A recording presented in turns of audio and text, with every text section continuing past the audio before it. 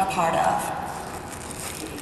And the visiting nationals here, it means a lot to have visiting nationals come who are not hosting, to come and listen and encourage.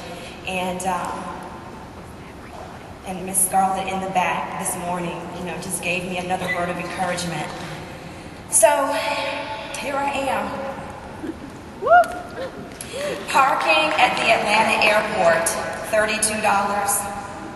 Replacing my driver's license that I lost when I walked into the airport yesterday, $35. My Aries This Is It glove is $350.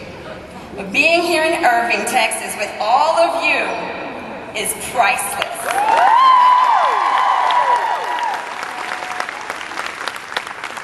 The Soul Train has left the station, thriving, striving, and driving, building a pink carnation. 250 red jackets, dancing down the Soul Train line, while 50 soul sisters cheer them on, shouting, "Now is your time." We are big girls doing big things, taking top trips and winning diamond rings. Inner circle bound with courage and grace, we are storming the stage and taking our rightful place. We're the most loyal area with stars and consultants the company's ever had. And that's all because we got soul and we are super bad.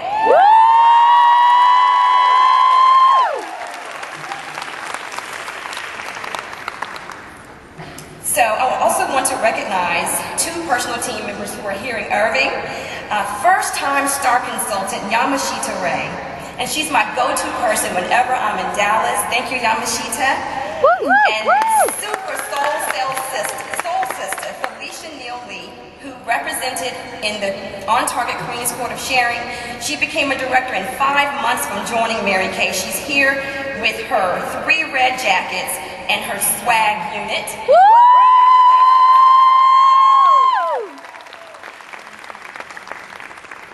Okay, y'all, come close.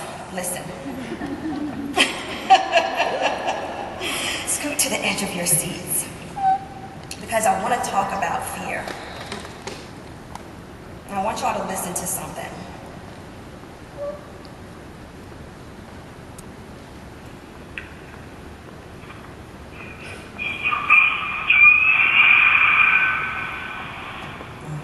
I'm going to play it again.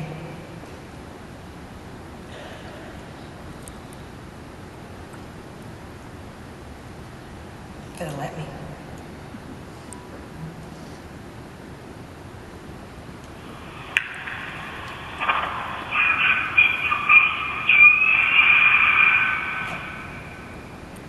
You know what that is?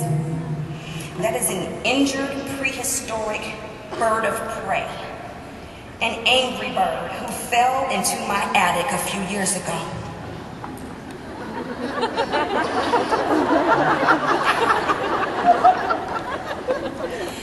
So, in 2012, I had made the intelligent decision to complete the process of building a national area.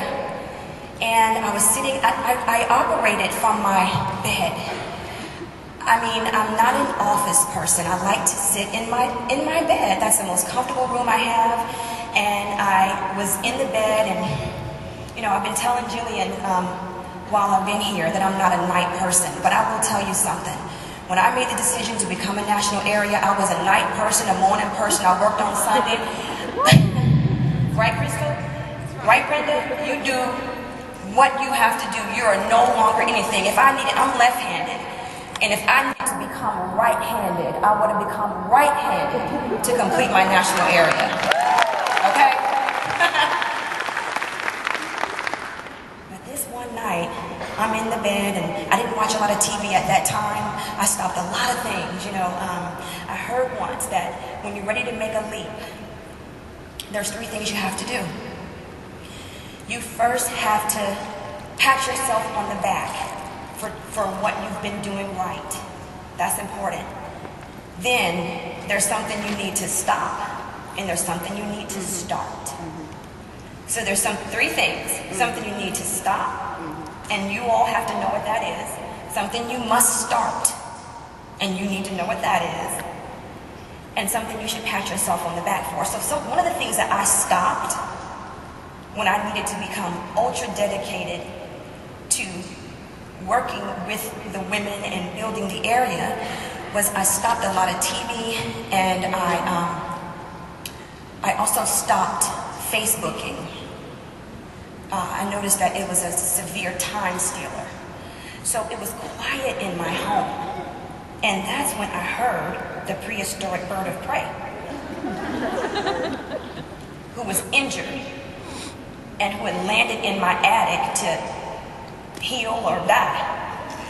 Because my bedroom was upstairs. And I heard that sound that I just played for you all. And I said, whoa, you know. And I just sat there. And then it happened again. And I thought, oh my God. So I started Googling pest control and like who comes and gets a pterodactyl out of your attic? What is the service for this? You know what I mean? Is it the fire department? And it was really late at night, so nothing was open, I was thinking. So I thought, maybe the fire department is who I should call. And I said, well, if it's injured, you know, maybe it's not a danger. I didn't hear anything moving, so that's how I knew it was injured. And I said, okay. So I sat there, paralyzed, and sweating under the arms, and I'm sitting up in the bed trying to hear it again. And then, sure enough, one more time, I mean, he reared his head again and made that sound. Can y'all imagine this? Can you really even consider hearing this?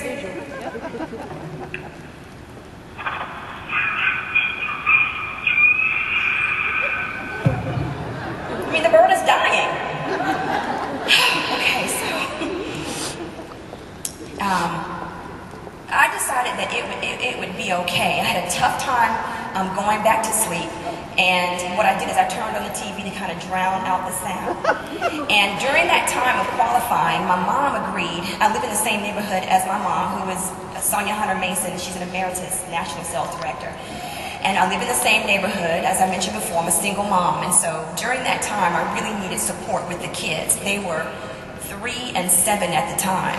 So she would come over and get them ready and take them to school for me so I could just stay in my incubator and let God tell me exactly what needed to happen that day. And she came over that morning after she had taken the kids. For some reason, she came back. I couldn't wait for her to come back. I had not made a noise. I had not moved.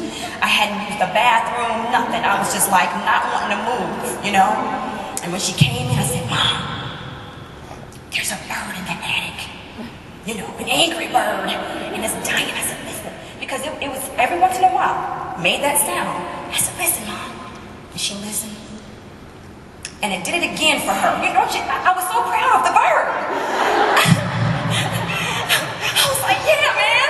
You know, did it again for her. Because, you know, when you want to tell somebody your story, sometimes people just don't act right.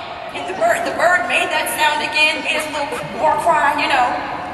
And then she listened, and then she walked out of my room, and she listened again in the hallway upstairs. And then like 3 or 4 seconds later, my mom came back in my room with this.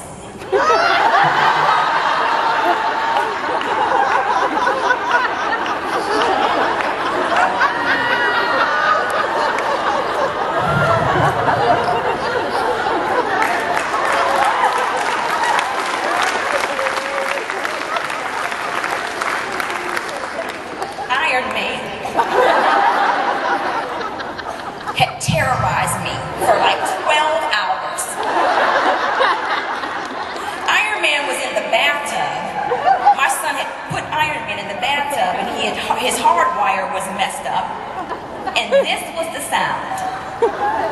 This is my prehistoric pterodactyl, angry bird of prey. Okay? And I kept Iron Man for these 3 years because this represents fear. Iron Man represents fear. So let's talk about it, okay? We need to talk about this. is false evidence appearing real. F-E-A-R. False evidence appearing real.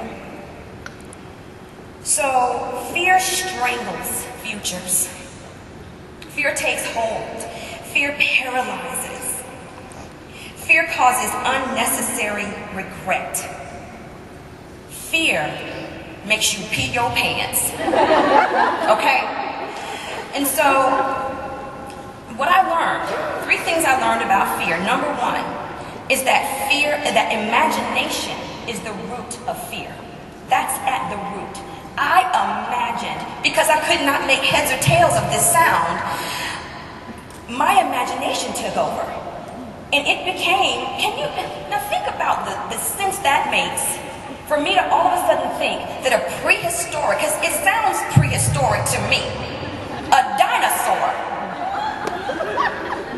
who's injured, who made its way into my attic and decided to scream his anguish in my attic. That's what my imagination did to me. So at the root of fear is imagination run amok. That's the root of fear, okay? And number 2, fear will make you pee your pants. And ain't nobody got time for that. We're too cute for that, okay? And number 3, be careful, ever so careful, with whom you entrust your fears.